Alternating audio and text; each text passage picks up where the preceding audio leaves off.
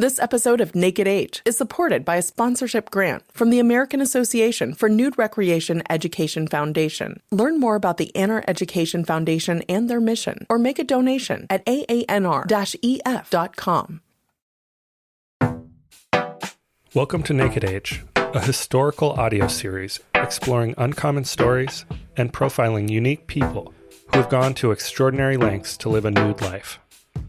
I'm your host, Evan Nix. In this episode, we'll meet two North American nudist pioneers. First, a look at Ray Connett, an influential figure of early Canadian nudism. Then we'll meet Gerardo Cisneros, a nudism advocate working to bring a budding Mexican nudist movement into full bloom. This is Naked Age.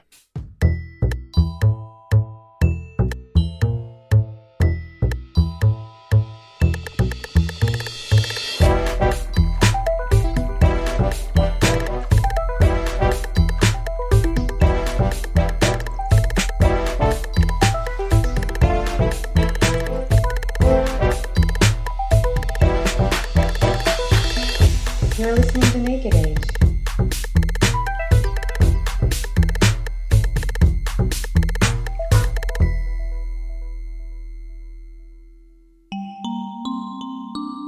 Nudism is often referred to as a movement, the nudism movement or the naturism movement.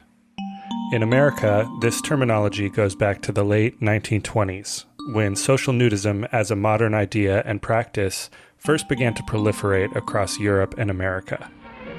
And what would these old settlers think if they knew that the most modern of all new movements, nudism, had made its home here?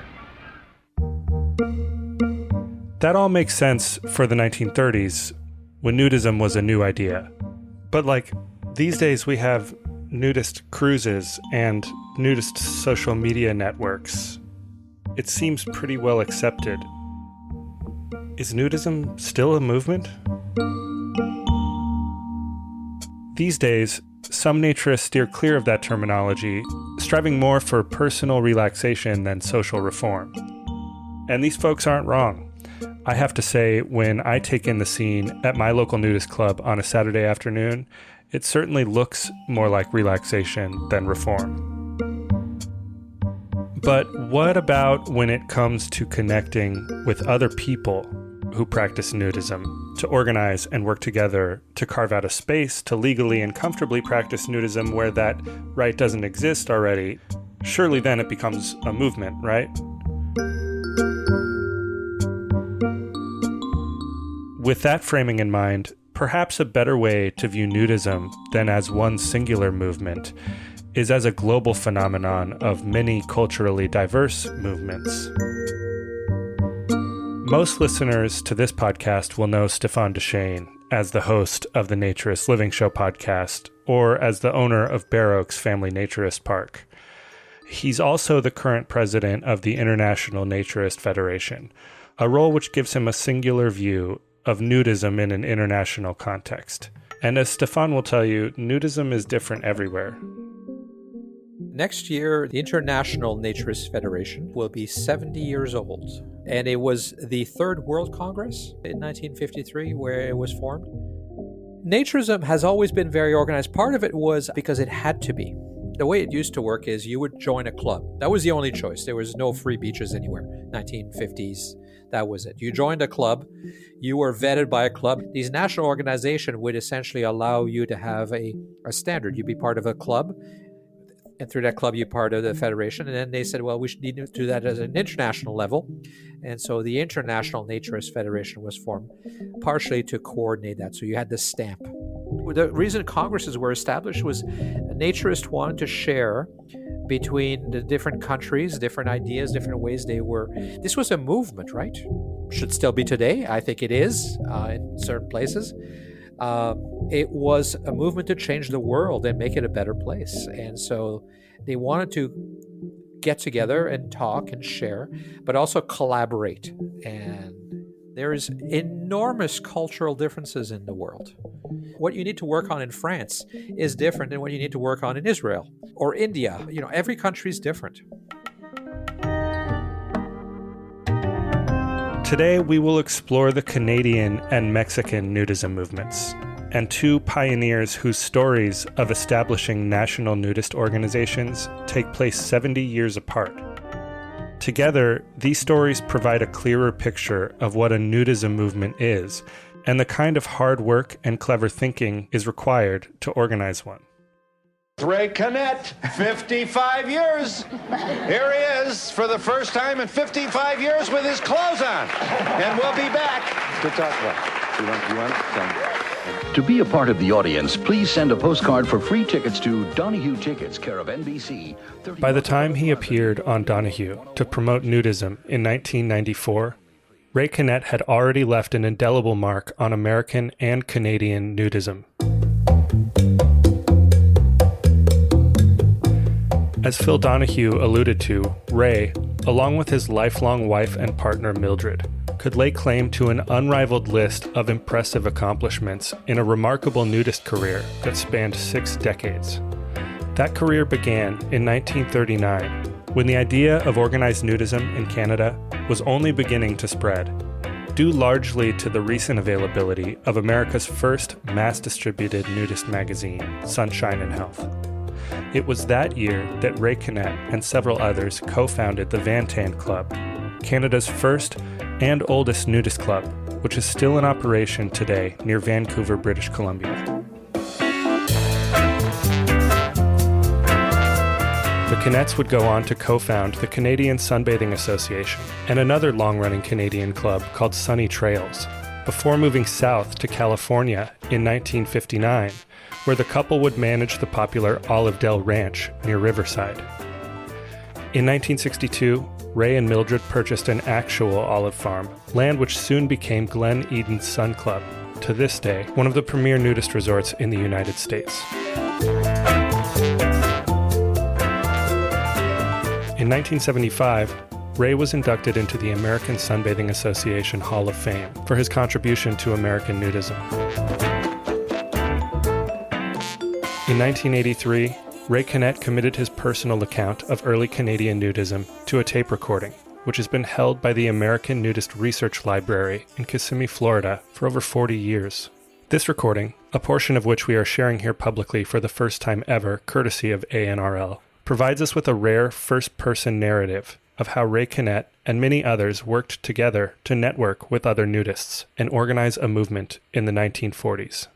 Fair warning, the audio you're about to hear is old, and the quality has degraded. This may make it difficult for some sensitive listeners to track. If you need to skip ahead, you can find the next section at the 17-minute mark.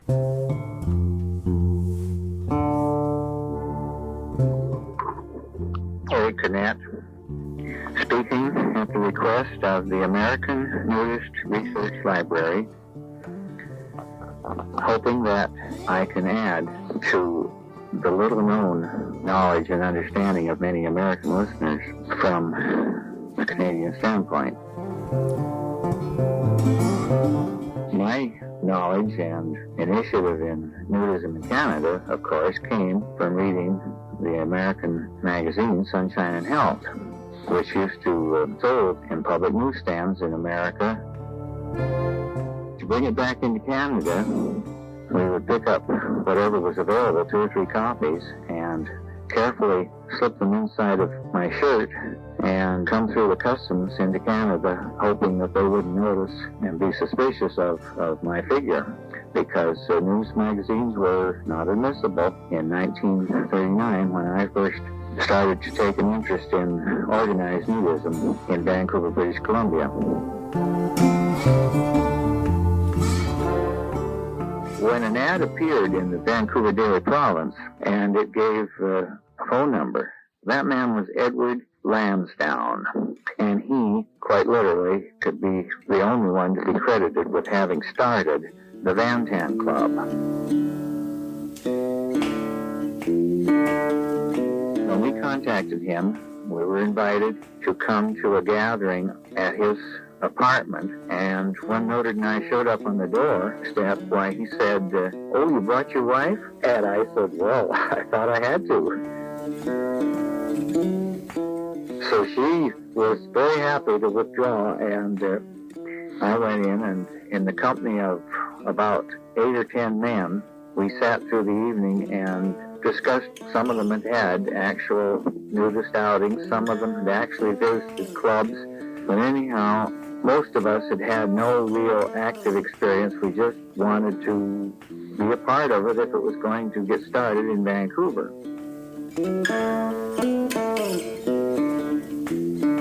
But it was agreed among us that we would go out the following Sunday and go to a location on the Alouette River. Now, for our first nude outing, I remember Mildred, she didn't think she wanted to join in this activity, so I took her for a walk, and by the time we came back, I had her out of her clothes and thoroughly and totally wrapped in a beach towel. We came into the group, and she got down on her tummy, and that's where she stayed for the rest of the day. It's hard to imagine that this is the lady that helped to found and operate Glen Eden, which is now the largest club in the West, celebrating its 20th anniversary this year in 1983. Eventually, one man, Alistair McDowell, presented us with a proposition. He had found lots for sale about 5 miles up the Grouse Mountain Highway, and he said that he would buy them for the club, and they would be under no obligation to repay him until such time as the club was well on its feet and satisfied that this was to be their location.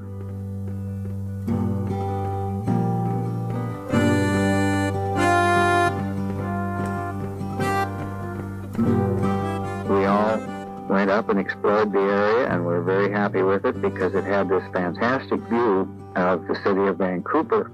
You saw the whole harbor and the city spread below you, and you just felt like gods on Olympus.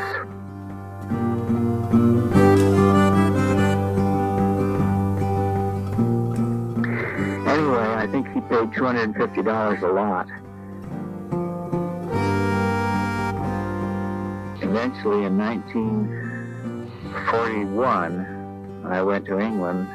I had a letter to a man who was proposing, and at that time was writing to the different clubs in England, urging them all to come together in an association which he thought could be patterned after the American Sunbathing Association. He had me at his home a number of times, and we talked at great length about how things were done in the United States, and all I could tell him was, of course, what I had read in the Sunshine and Health magazine, because I knew in actuality very little of American nudism. He managed to get a group of people together in a restaurant in London and had me address them. And there was a lady who came up to me and said that she was the editor of one of the English sunbathing magazines, and she asked me if I would be willing to write a bit about nudism in America or in Canada. And she was very pleased with that article. So this woman editor asked me to continue contributing. My experience writing for this English magazine led me to stop in at the office of the Canadian Sunbathing for Health magazine. And he was reprinting in Canada the text and pictures from the English Sunbathing for Health magazine and sending it out from a Toronto publishing office, and it was being sold all across Canada because it was totally retouched, no pubic area visible. So I talked things over with him, and I said to him, if he would allow me to give him the material for a page every month, I would invite all of the readers to contact me in confidence, and I would put them in touch with each other. So when I got back home, I sat down to my typewriter, and the name Sunny Trails came to mind, and that was my title for the page that I subsequently wrote until the magazine went out of business in 1958. This invitation was so successful that within a year we had 15 nuclear groups across Canada. We had an active nudist movement. There were more clubs by far in in the East than in the West. But within a year, we recognized that we were ready for some sort of an organization, the Canadian Sunbathing Association. A man in Washington by the name of Art Hamilton. For a couple of years, he wrote to every club in the Northwest and the 2 or 3 clubs in Canada with the proposal that there should be formed a Northwest Regional. But I was privileged to sit in on many of those organizational meetings. I remember Mervyn Mounts from Spokane was very much a part of those meetings, and he at the time paid me a compliment that I was always able to contribute to the exact wording of various ideas that they wanted to incorporate in the Constitution and bylaws of the Northwest Sunbathing Association. So when that crystallized and came to fruition, they had their first foundation meeting at the Cobblestone Lodge south of Yelm, Washington. I went home to Canada and I sent out a newsletter because I had this vast mailing list now, and I told them it was time for us to do something like that in Canada.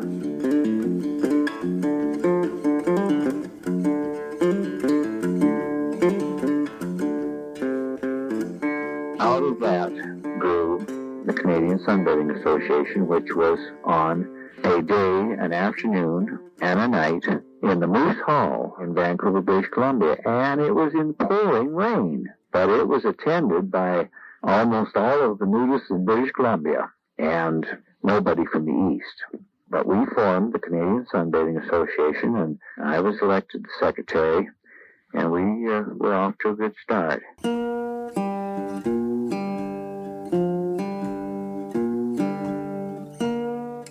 That was in 1947, the formation of the Canadian Sunbathing Association.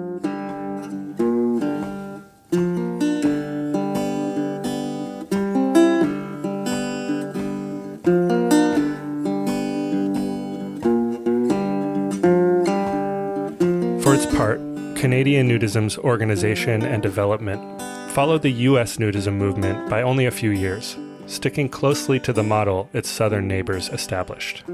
Looking further south, the development of a nudism movement in many areas of Latin America rarely follows a parallel timeline. In America and Canada, early nudist magazines served largely as the organ for this type of organizational communication. Mexico and other countries in Latin America had no such publications available to them. In many respects, it was not until the internet came along that Mexican nudists have been more readily able to locate and communicate with each other and begin to organize. One result of this has been a burgeoning Mexican nudism movement, growing especially vibrant within the last 20 years. One person who gets some credit for the growth of this movement is Gerardo Cisneros, who, with other leaders from multiple Mexican nudist groups, co-founded the Mexican Federation of Nudism in 2011. With some savvy and a little luck, Gerardo and others have been able to accomplish remarkable things for Mexican nudism in a short time.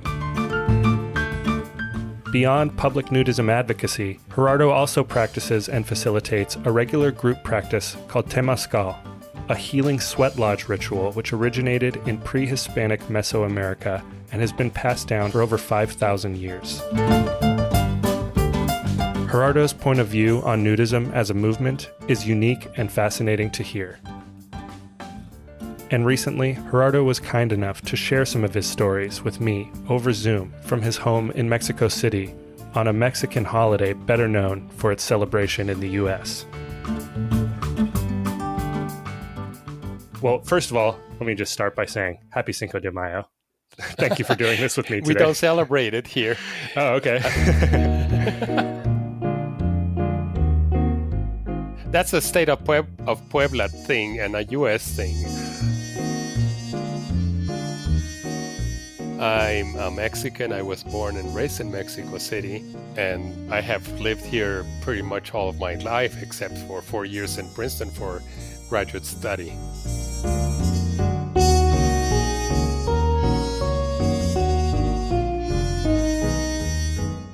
I found nudism by accident, by happenstance.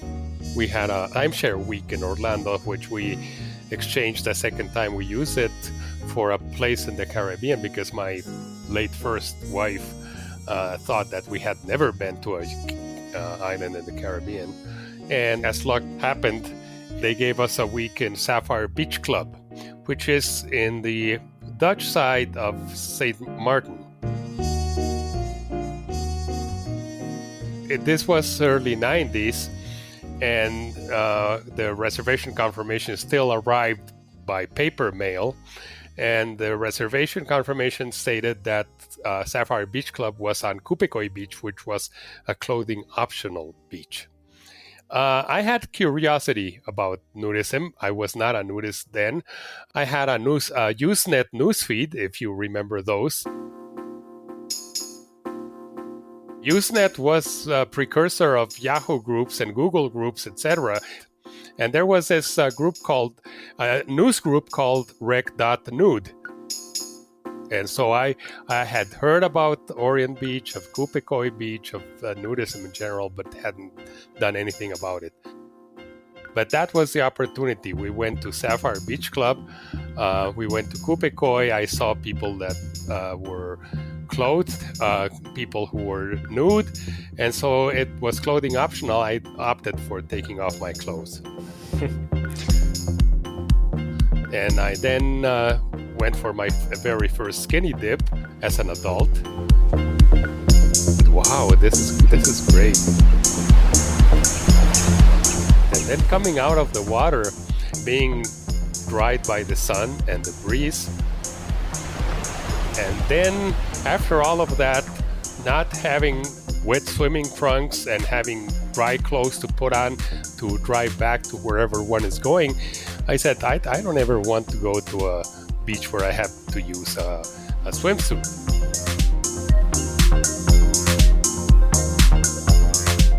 The only thing I regretted at that point was that I hadn't found this earlier when my children were little. At that time, they were already turning 19 and 21, respectively. So they're not nudists, but they don't begrudge us our being nudists. For the next 13 years, my first wife and I were pretty much anonymous beach nudists. You just mean sort of you and your first wife would practice it, but there was no social group around it? That's it. Yes, yeah. Exactly. That can be a lot of fun, but not nearly as much fun as a community that you can rely on and build. I was looking for nudists in Mexico during those years, and apparently I was looking in the wrong search engines. But in 2009, I came across a magazine in a newsstand, and the magazine was called Adult Entertainment Guide, Guía del Entretenimiento Adulto, and the cover had a nude couple seen from the back in the water with water up halfway up their legs, and then the title says Desnudarse, cómo, dónde, con quién, getting naked, with whom, where, when. And this magazine had several articles on mostly groups online that were nudism discussion for Mexicans. So I discovered that there was social nudism in Mexico.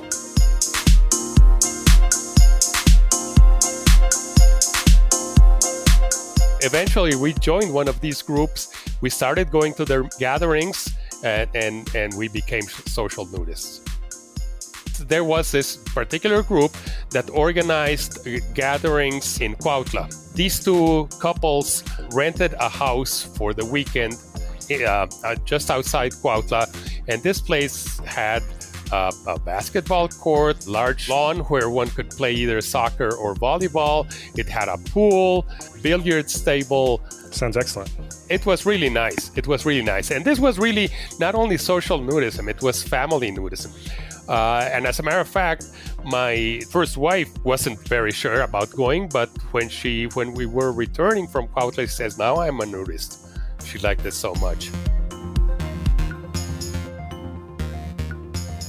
And then other people who sometimes came to Cuautla from other parts of the country started organizing similar gatherings near their homes.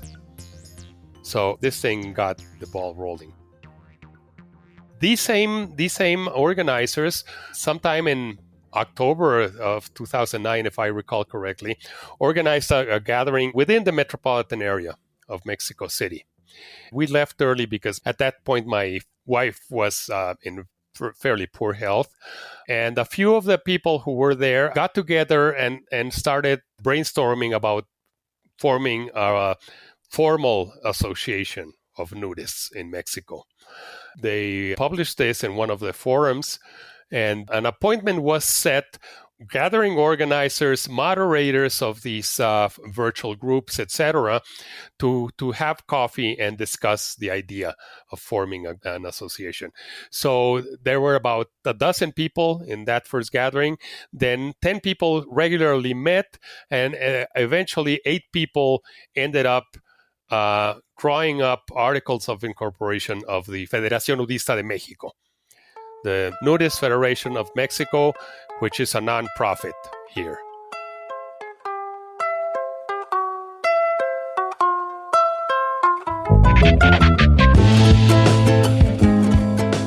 And all of these founders, these 8 founders, or these original 12, these were all individual representatives from different groups? Or Pretty much. And were you among them? Yes, that's the idea. I'm one of the founders of the federation. At that time, I was doing English-Spanish translations and the articles of incorporation and the bylaws. Sure. I translated into English. I had my sister, who's a professional translator of legal documents, look them over for correctness, and we sent them off to Austria to the INF.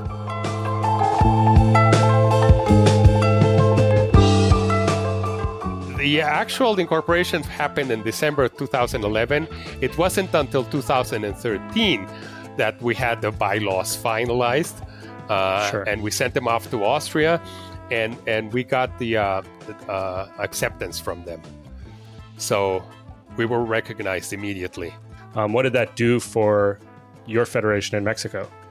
One important thing that happened as a consequence of INF acceptance of the Mexican Federation was that all of the INF federations received notice of the new federation in Mexico. So in December of 2013, the Brazilian Federation invited us to participate in the 5th ELAN, which stands for Encuentro Latinoamericano de Naturismo, or in English, Latin American Naturist Encounter or Meeting. It's sort of a congress. This was going to happen in Uruguay in March of 2014. The federation at that point was still 8 people. We hadn't opened affiliations yet. We didn't think we were ready. And we certainly didn't have any money in the bank account of the federation, but I did have some of my own.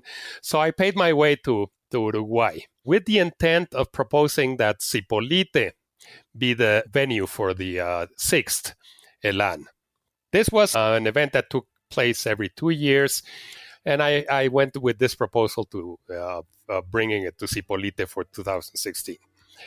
And for my good fortune, the Brazilian Federation was extremely happy that there was a second INF-recognized federation in Latin America, and they wholeheartedly supported my proposal.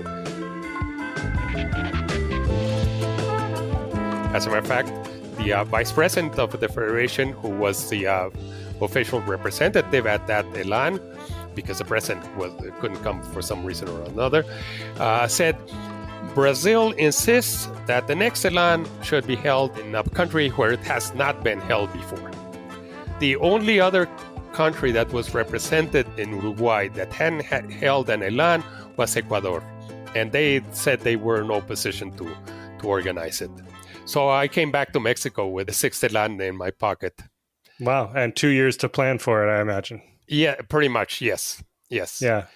By that time, I was already a widower, and I was in a new relationship with Rosario. She's my second wife. And one of the main reasons she's my second wife is that she is a nudist. That was my requirement for remarrying, for being in a new relationship. But anyway. It sure makes dating a lot more fun if you guys can share that, Yes, exactly. There you go.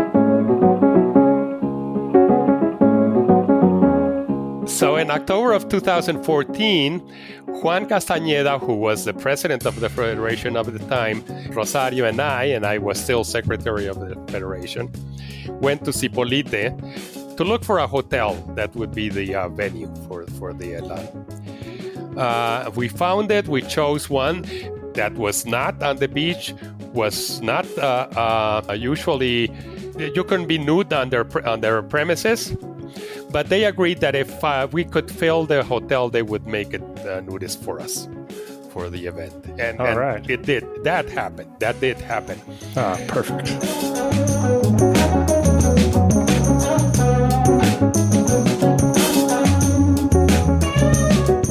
We also went to try to talk to the municipal authority. Mm-hmm. They were nowhere to be seen. Juan Castañeda tried and tried again. And it wasn't until December of 2015, with about a month to go, that a friend of ours who was working in one of the TV channel's news programs had a lot of media contacts and suggested a press conference. So in the last week of December, when there are no political news and the journalists are starved for news, we called for the press conference, and we expected maybe 5 or 6 people to come. Well, we had 30 different media represented. Wow. And we had TV interviews and radio interviews and internet news outlets and printed media. And so the news of the Sixth Elan really started spreading and got to the coast of Oaxaca, where Cipolite is. Finally, the municipal president of San Pedro Pochutla, which is the municipality to which Cipolite belongs, finally took notice and said, who are these people who are organizing a nudist, international nudist event in my backyard, and I'm not told about it? Juan and two other founders of the federation went to San Pedro Pochutla. The municipal president agreed to attend the inaugural event, do the formal opening declaration of the meeting, and of course he gave a speech.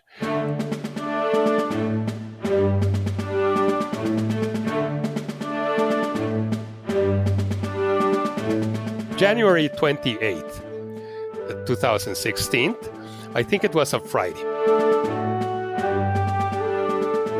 He told us about his love for Cipolite. He gave a little too much information that I'm not going to go into at this time.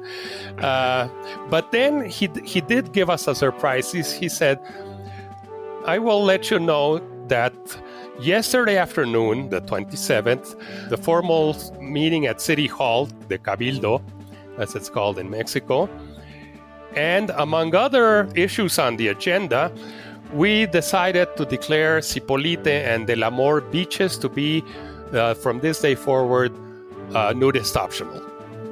Wow. So Cipolite had a 40-year history of tolerated nudism. I see. But at that point, it became official. Wow.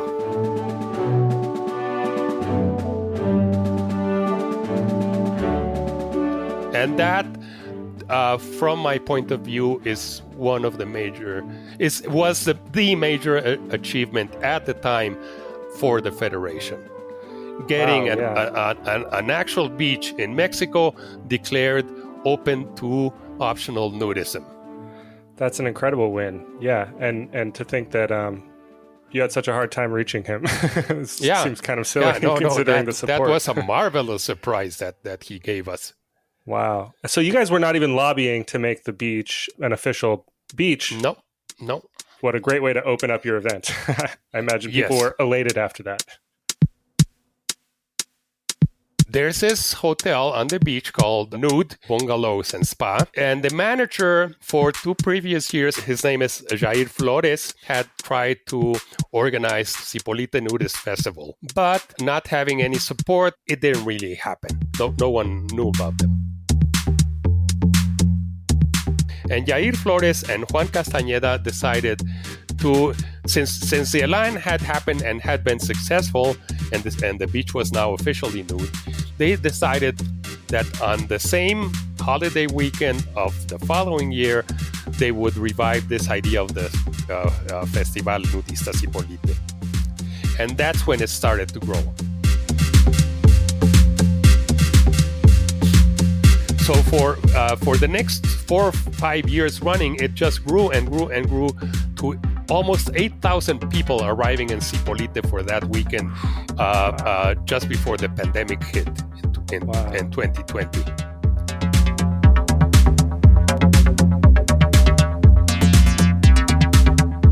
Where were these people traveling from, by and large? All over the place. Lots of Canadians and Americans, but mostly Mexicans from all over the country. Yeah. Mm-hmm.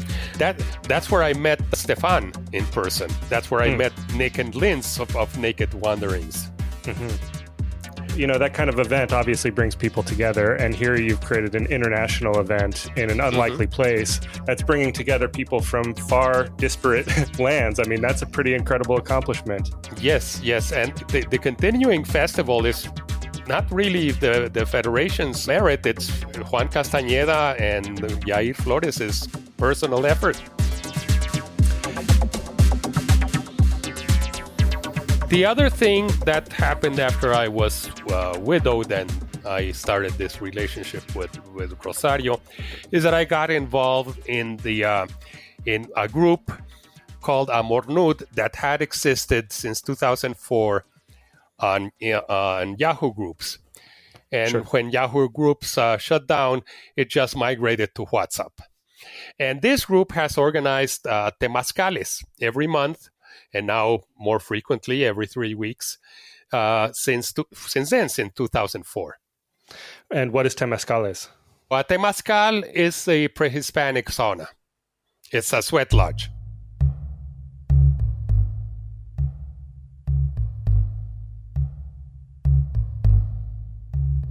A temazcal, literally from Nahuatl, means a sweating house. So a sweat lodge. There are volcanic rocks that are heated.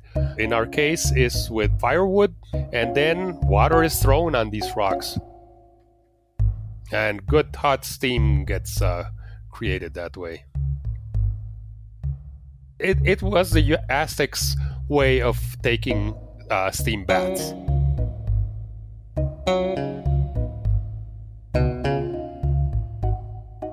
We have a temazcal every 3 weeks on a Sunday morning, and we sweat for about 4 hours. We get there at 9, and at 10:30 at the latest, we're going in for the first puerta. The sweating goes on for 4 periods called puertas in Spanish, and each puerta is about 25 to 35 minutes. So we are actually sweating there for 2 non-continuous hours. Wow, that sounds very intense. Yes, it is. The first period, I've measured the temperature about 3 feet from ground level at 54 Celsius. Wow. Well over 100 Fahrenheit. It is extremely hot. What are those sessions like? You're with other people? Yes. Well, the one we've been using since 2014 is a large one. You can actually stand up in it, and it fits comfortably about 28 or 30 people. By comfortably, I mean anyone can stretch out on the floor if necessary, and the floor is never above 33 Celsius. I would imagine that there's dialogue. You guys are talking. Oh, yeah. There's a lot of chanting. There's ritual involved. This is pre-Hispanic, and there is ritual. The first door it's for presenting. Everybody introduces themselves. It states what they want to get out of the temazcal.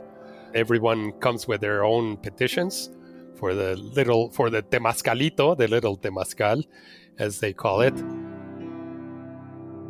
And then there's regular singing and traditional chanting. And then after each period, we go out for 15 to 20 minutes, cool down, take a shower if one wants, enjoy the sun. There's a nice lawn next to it, and so we have fun. What a great way to come together. Everybody's always looking for interesting things to do, socially nude, and you can only see so many volleyball games, right? It just seems like so much more of an intimate and personal way to come together. Obviously, a lot has changed in Mexican nudism since you've been involved. Is there anything that you'd like to see change next? I'd like to see less egos and more coming together. There are quite a few groups that don't talk to each other. Sure.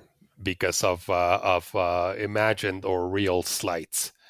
And that's one thing that needs to disappear if we're really gonna grow nudism in Mexico more than it has grown to this point. Sure. Do those disagreements or disputes affect the way that your nudist federation is productive and operates? Yes. Yes, unfortunately. I think that's one of the mainstays, at least when you look at American nudism, having looked at its history, is there's always conflict, right? It's just like any subculture. There's always personalities that butt heads. Yeah. Yeah. We have that here.